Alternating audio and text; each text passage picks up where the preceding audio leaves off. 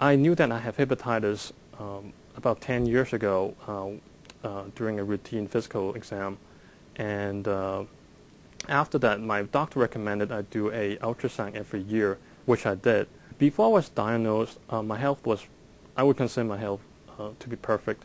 I don't smoke, I don't drink. I may have a little bit of alcohol once in a while, but I'm not a heavy drinker at all. And I have a pretty healthy lifestyle. I exercise, so I consider my health almost perfect. And there was really absolutely no symptoms before what happened in May.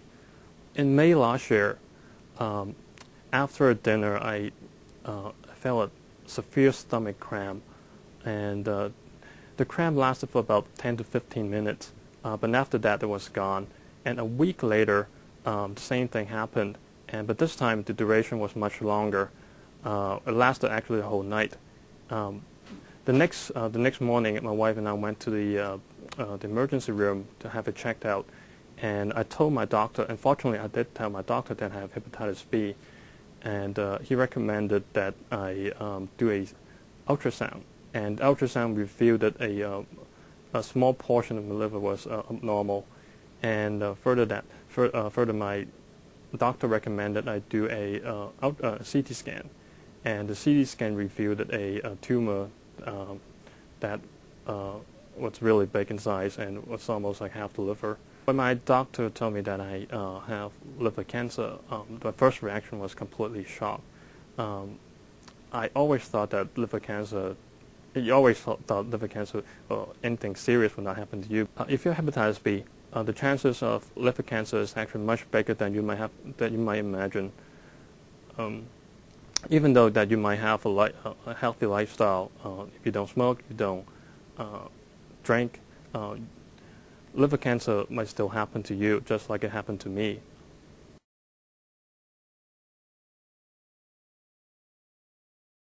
If unfortunately you're diagnosed with liver cancer, it is really crucial that your family and your friends to give you all the support and care. I think that really helped me a lot. Without the care and the support that my friends and my family gave me, I don't think I would recover so quickly, and I don't think I'll be doing so well. I think when we first found out, we were shocked beyond belief. Never in our wildest imagination would we have thought that something like cancer, and especially cancer at such an advanced stage, would happen to us. We're both young, we're both very healthy, we've been married for a few years. We had everything in front of us to look forward to. So when you first found out, it was a huge shock.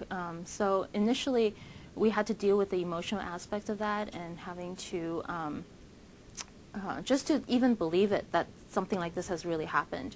And then beyond that, I think there wasn't much time to lose or much time to really dwell on it or just keep asking. I mean, I think at one point we realized if we just sat here and kept asking why did it happen to us, he wasn't going to get any better. So I think after we got over the emotional reaction, I think we pretty much jumped into action right away. We did a lot of research, all of which was very negative, especially for somebody with a tumor his size. His tumor covered most of the right side of his liver, and we've found out since he's been diagnosed that the liver is the largest organ in your body. And having a tumor that covers most of the right side of it is pretty serious. And all the research that we had read had said that it would only be resectable if it was beneath a certain size, and his was way beyond that. I think at times I wondered whether it was harder if it was myself that was diagnosed or if it was him.